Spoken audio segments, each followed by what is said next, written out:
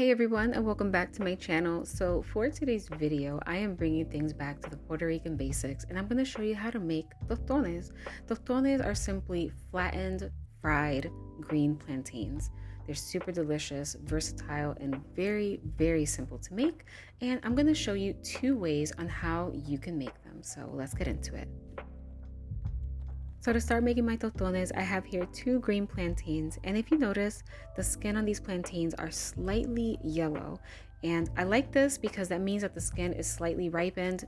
However, it does not mean that the fruit inside of the plantain is ripe, but by having the skin slightly ripened, this is going to help me peel my plantains much more easily. And now it's time to cut and peel my plantains. So this part is pretty self-explanatory. I pretty much just cut the ends off of the plantains, and then using my knife, I will slice down along the curved part of the plantain all the way down the middle.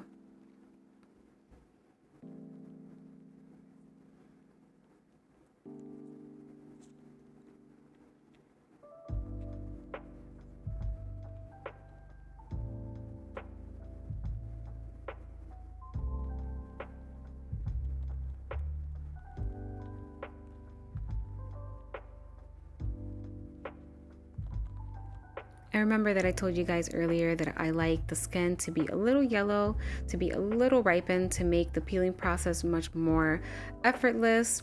As you can see, I am barely struggling to peel the skin off.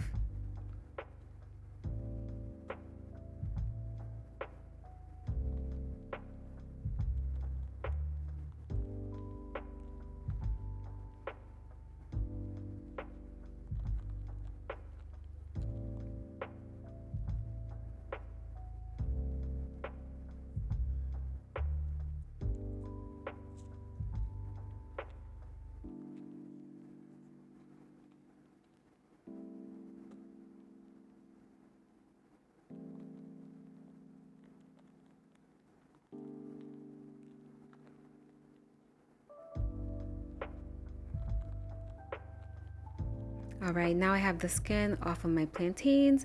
And so to make the tostones, I'm going to cut about 1-inch pieces. It doesn't have to be perfect because we're just gonna smash these anyway.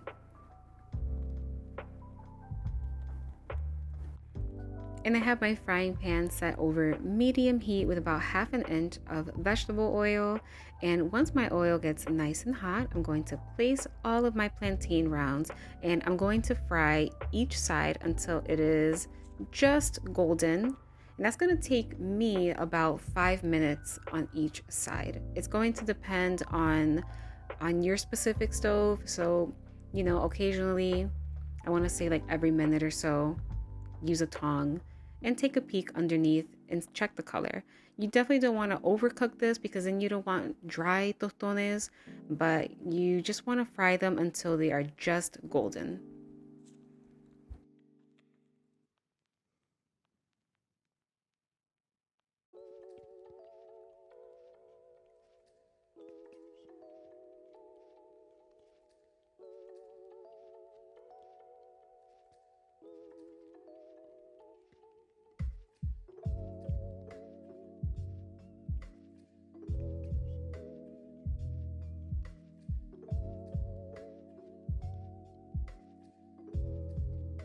And once my tostones are nice and slightly golden on each side, I'm simply going to remove them from the pan and put them in a bowl lined with paper towel.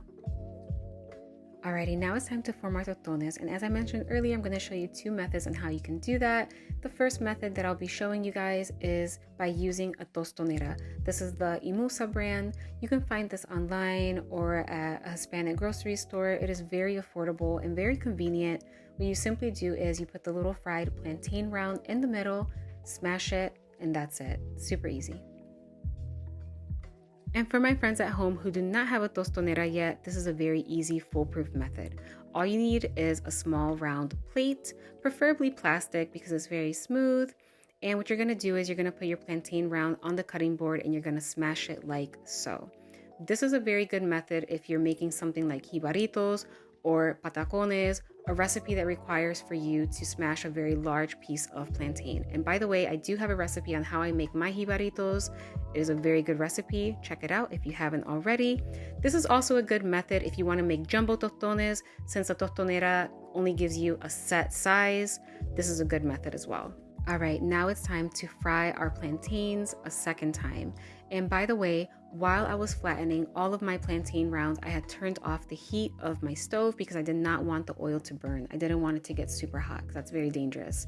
So once I flattened all of my plantains, I turned the heat back on to medium, let that get hot but not super hot, and I'm going to fry my plantains for about 2 or 3 minutes on each side until they are slightly golden.